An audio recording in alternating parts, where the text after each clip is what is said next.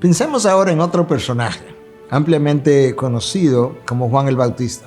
Pensemos desde el momento de su concepción hasta el rol que él jugó.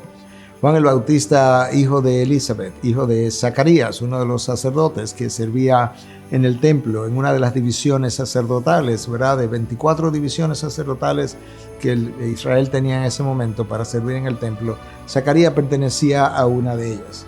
Entonces ahora Elizabeth ha reconocido la bendición que María ha recibido al ser escogida como madre de su Salvador. Pero dentro de su vientre había un personaje no igualmente importante, pero vitalmente importante, porque él era el introductor del Mesías. De hecho, cuando el Antiguo Testamento cerró en el libro de Malaquías, se hablaba de que antes del día del Señor vendría Elías, y que Elías entonces tendría una función capital, ¿verdad?, en reconciliar los padres con los hijos con los padres. Y resulta que luego, cuando le preguntan a Jesucristo acerca de Elías, él dice en un momento dado que Elías ya vino, refiriéndose a Juan el Bautista, y le dice que él, Juan el Bautista, era el Elías que había de venir. Bueno, ese es el que está en el vientre de Elizabeth cuando oyó el anuncio de María acerca de su embarazo, y él es el que salta en el interior de su madre con gozo, y entonces a partir de ahí se comienza a desarrollar un embarazo que eventualmente resulta en este gran personaje que nosotros conocemos como Juan el Bautista. Escucha en qué contexto Juan viene a profetizar.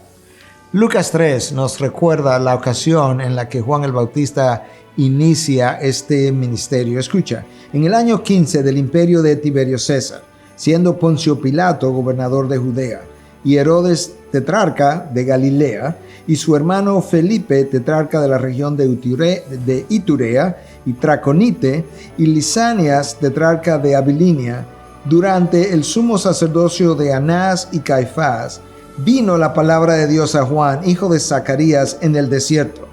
Y Juan fue por todas partes anunciando un bautismo de arrepentimiento.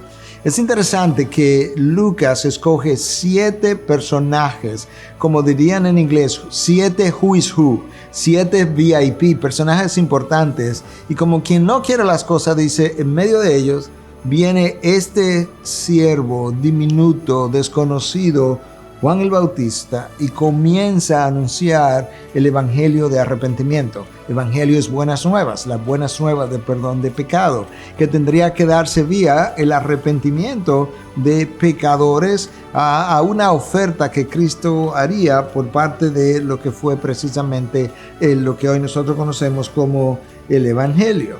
Juan tenía claro cuál era su función. Cuando él vinieron a preguntarle que si era el Cristo, que si él era el Mesías, el enviado, que si él era Elías, él dice, no, después de mí viene otro, que yo no soy ni siquiera digno de desatar sus sandalias. El desatar las sandalias de pies de polvorientos, sucios, era considerado como la única cosa que un discípulo no debía estar dispuesto a hacer por su maestro, porque era considerado una tarea como de esclavos. Y entonces Juan el Bautista dice, no, es que yo ni siquiera soy digno de hacer tal cosa. En el devenir del tiempo, Juan también anunció que él tenía que dejar de crecer, de ser importante, de ser el centro de atención. Es necesario que yo mengüe para que Cristo en su función de Mesías pueda crecer. Por eso es que se ha dicho que Juan el Bautista es el único pastor que levantó una congregación para dejársela a otro. Y justamente eso fue como ocurrió. Él tenía una serie de seguidores, de discípulos, que en el tiempo él fue dirigiendo poco a poco a que se fueran hacia Jesús, porque él sabía que su misión había sido cumplida. Él fue esa voz que clamaba en el desierto a enderezar los caminos del Señor. Eso era algo que ocurría con frecuencia cuando un rey iba a otras regiones, que iba gente delante, enderezando los caminos, aplanando, allanando el terreno para el rey. Eso hizo Juan el Bautista. Que Dios nos encuentre proclamando el mismo bautismo de arrepentimiento, las buenas nuevas del evangelio, cuando su Hijo haga entrada otra vez.